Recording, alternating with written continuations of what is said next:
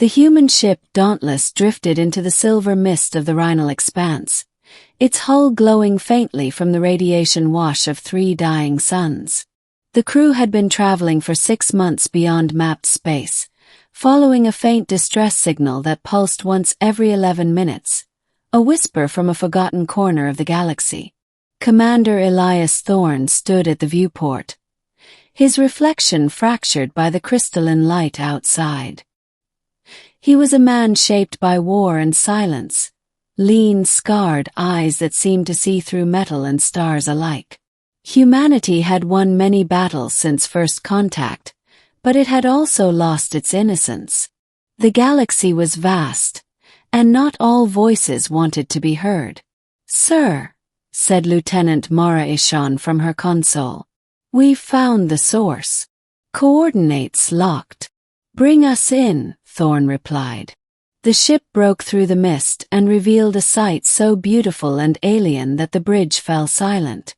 Before them floated a world of translucent rings and a single silver continent, suspended in an ocean of shimmering plasma. Towers rose like frozen lightning from its surface, each one singing faintly in subsonic frequencies. The signal came from there, from the heart of what was once known as Velshar, the Empire of Glass. It was a name recorded only in the archives of extinct civilizations. To the Empire of Glass, Thorne led the first landing party. The surface was cool and smooth beneath their boots, like walking on solid moonlight. Every structure appeared alive, pulsing with faint energy currents. No life signs registered, yet the world didn't feel dead, felt asleep.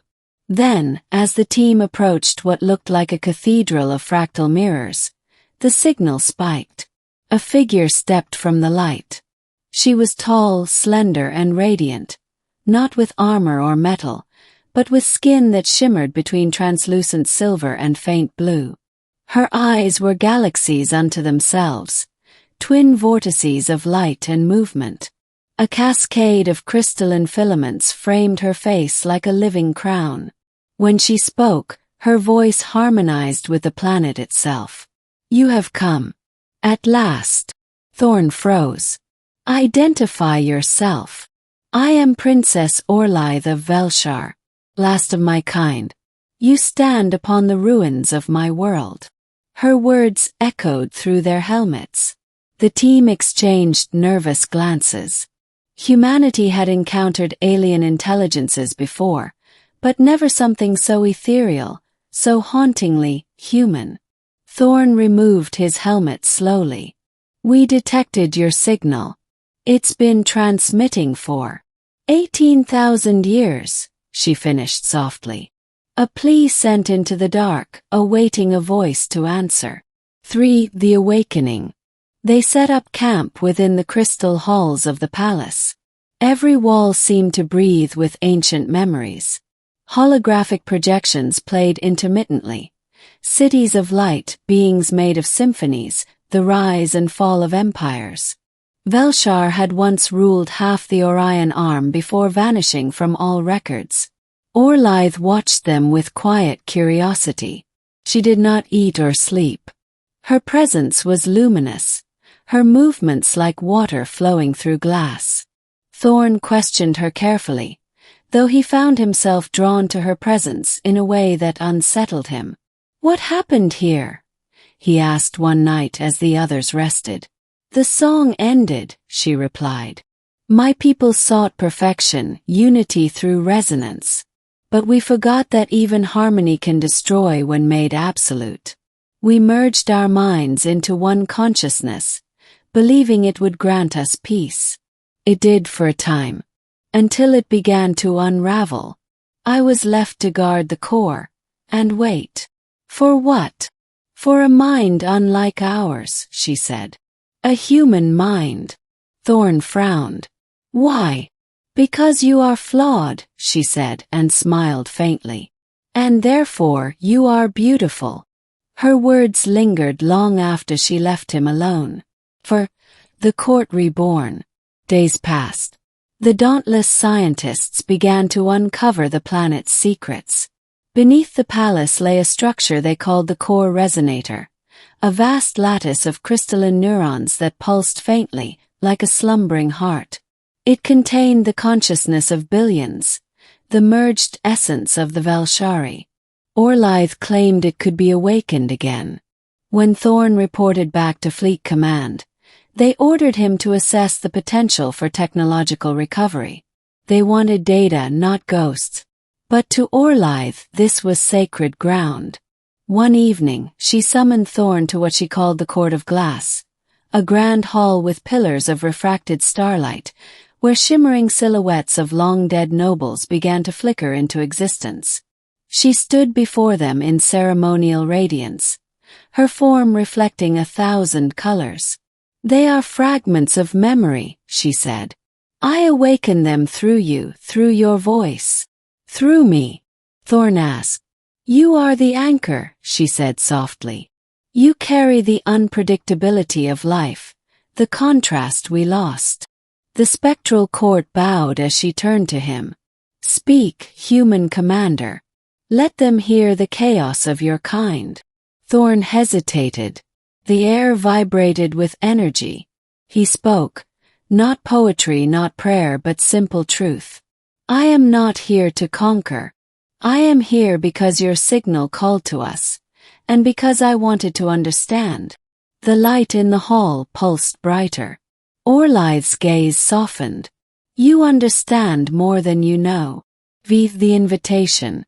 That night, as stars burned across the glassy sky, Thorn found himself wandering alone outside the palace. He couldn't sleep, not after witnessing the spectral court rise like ghosts of the past. He heard her before he saw her.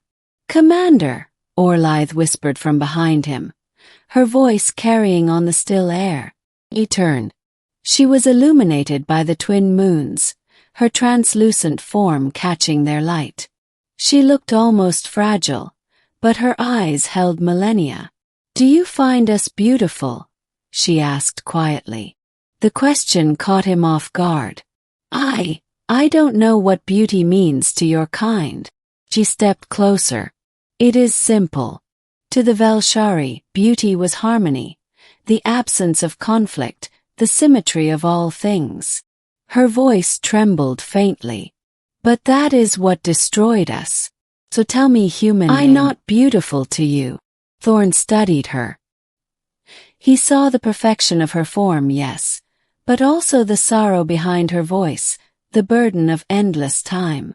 And he realized that no being could be beautiful without imperfection, without pain. "No," he said softly. "You're not beautiful to me. Not in the way you think."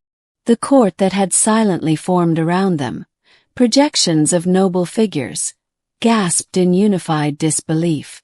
Their whispers echoed like breaking glass. Orlythe's eyes widened, shimmering with confusion. "Then what am I to you?"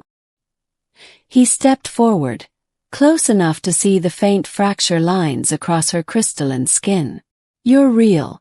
That's more than beautiful." And with that, the entire court fell silent, utterly still, their harmonic hum collapsing into silence. Even the wind seemed to stop. The core itself dimmed as though listening. Orlythe looked at him for a long time, then bowed her head. "You have silenced the echoes of perfection," she whispered. "They do not understand your words, but I do." 6. The choice, the awakening of the core resonator approached completion.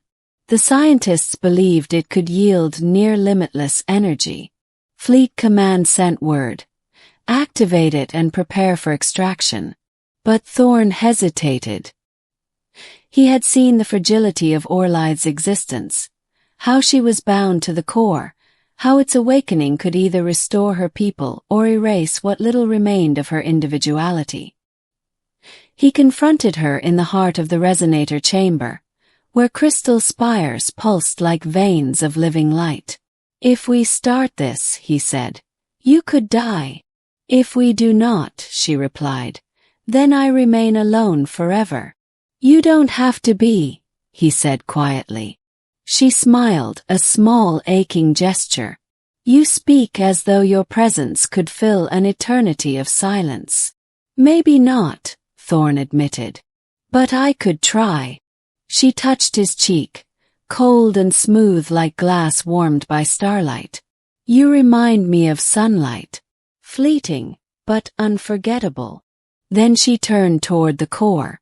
It must be done. My people deserve to wake. Thorn grabbed her wrist.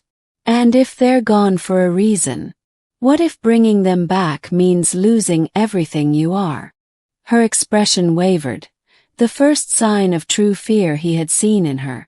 I was created to serve the song.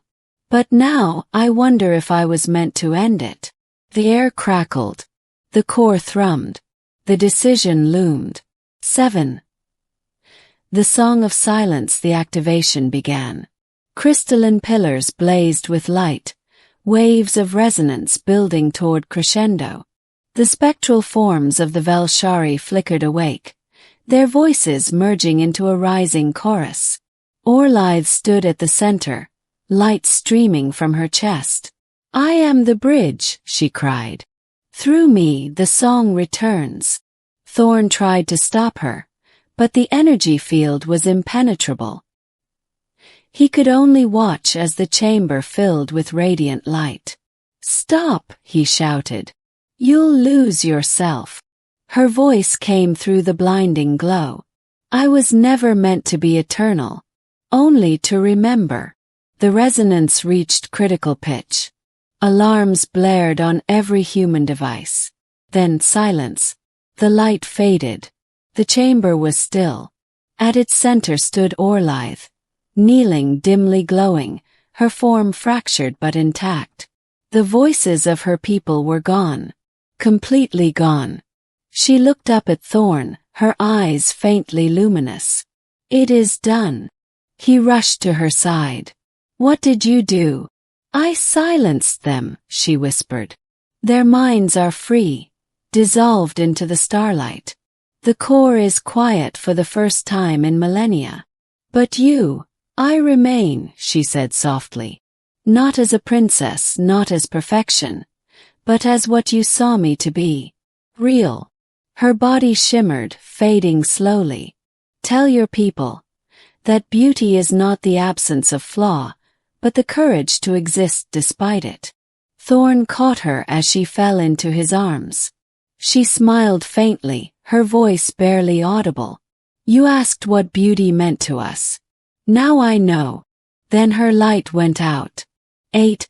Aftermath. The dauntless departed Velshar in silence. Fleet Command declared the world a restricted site.